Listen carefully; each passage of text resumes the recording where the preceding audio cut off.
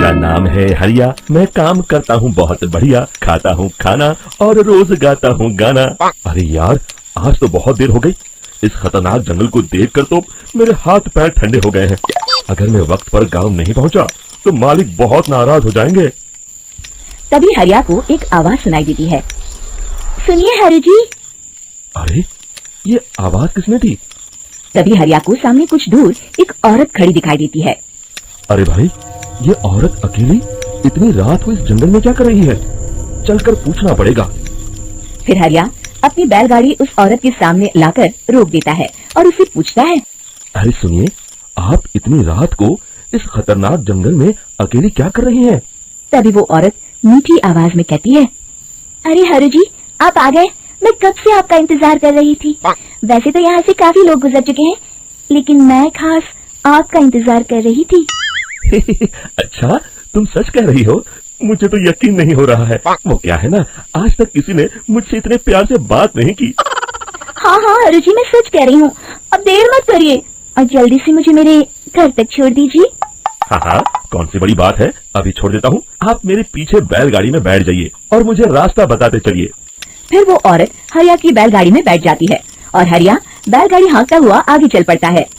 फिर उस औरत के बताए हुए रास्ते पर चलते चलते हरिया बैलगाड़ी लेकर एक काली गुफा के आगे आकर रुक जाता है। हरिया उस औरत से पूछता है। हाँ देवी जी, आपका घर कहाँ है? यहाँ तो एक गुफा के अलावा और कुछ नहीं है। तभी अचानक वो औरत हवा में उड़ने लगती है।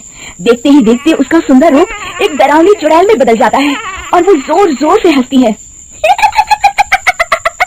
अरे तू तो एक नंबर का बेवकूफ निकला। तू तो भैया सारी से मेरी बातों में आ गया। अरे मर गया रे, ये तो एक चुड़ैल है। हे भगवान बचा ले, ये तो बड़ी डरावनी दिखाई दे रही है।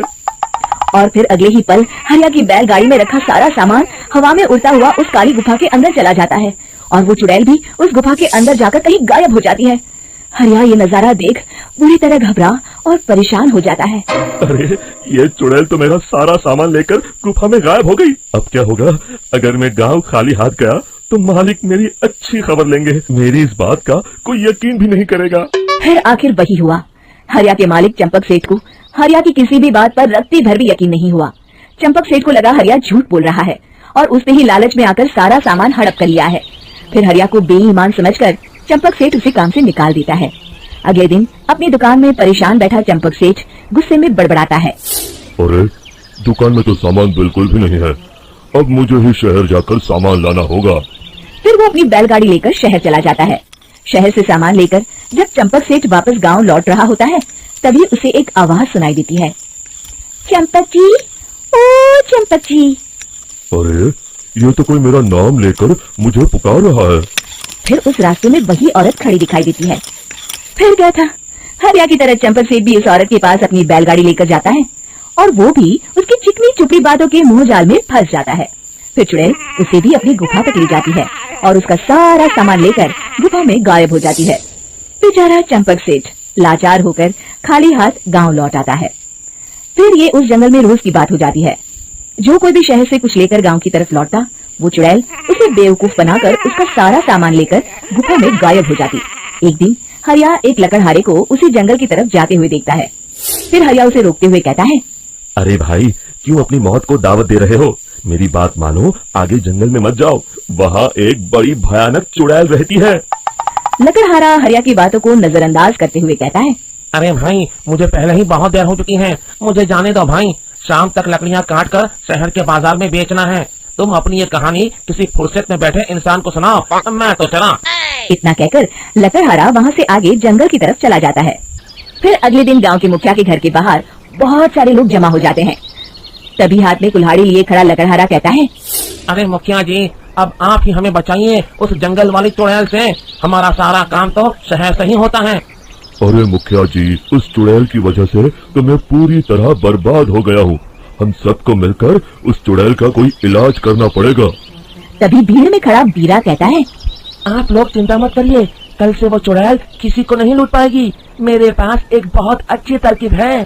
तभी चंपक सेठ उसका मजाक उड़ाते हुए कहता है। अरे तेरा नाम बीरा है तो क्या हुआ? तूने अभी उस चुड़ैल को देखा नहीं है? जाकर अपना काम कर, बड़ा आया। तब मुखिया जी कहते हैं, नहीं नहीं चंपक सेठ, मुझे लगता है हमें इस लड़के को एक मौका देना चाहिए। फिर सभी गांव वाले मुखिया जी की बातों से सहमत हो जाते हैं और वीरा शाम को एक बैलगाड़ी में कुछ सामान लादकर उस जंगल की ओर चल देता है। वीरा, ओ वीरा, कहाँ जा रहा है? तभी वीरा मुड़ के देखता है, वही चुड़ैल एक औरत के रूप में खड़ी है। अरे बहन जी, मैं आपको ही ढूंढ रहा था। देखिए मैं आपके लिए क्या लाया हूँ। है? अरे वाह, तू खुद मेरे लिए इतना सामान लाया है। तू ही अकेला गांव में समझदार है। जरा देखो, मैं भी खोल के, बड़ी भूख लगी है। जैसे ही चुड़ैल उस सामान पर से कपड़ा हटाती है, एक भगवान शिव की तेज रोशनी उसके अंदर मूर्ति से निकलती है और चुड़ैल अपने असली रूप में आकर जलने लगती है। अरे मैं जल रही हूँ, बचाओ! बचाओ! ओम नमः शिवाय, मर गई मैं! देखते ही देखते वो चुड़ैल राख के साथ उड़ जाती है और सभी गांव वाले भी वहां आ जाते हैं। शिक्षा बुराई पे सदा अच्छाई की ही जीत होती है।